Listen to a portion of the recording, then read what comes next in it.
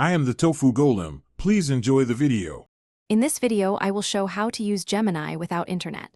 First, download the model files to local storage and verify checksums to ensure integrity. Next, install the runtime dependencies and configure paths so the model can load offline. Allocate adequate disk space and set up a virtual environment to isolate packages.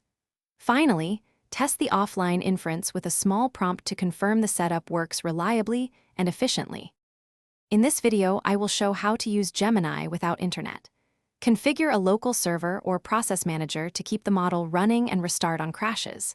Allocate CPU, GPU, and memory limits to balance performance and stability. Preload tokenizers and frequently used embeddings into RAM to cut cold start delays. Automate log rotation and monitoring so you can spot errors quickly. Regularly snapshot your configuration and model files. In this video, I will show how to use Gemini without internet.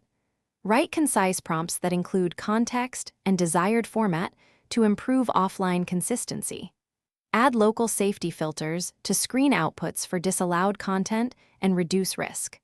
Run a suite of diverse test prompts to evaluate answer quality and tweak tokenizer settings if needed. Log model outputs for audit and iterate on prompt templates to maintain reliable behavior across use cases.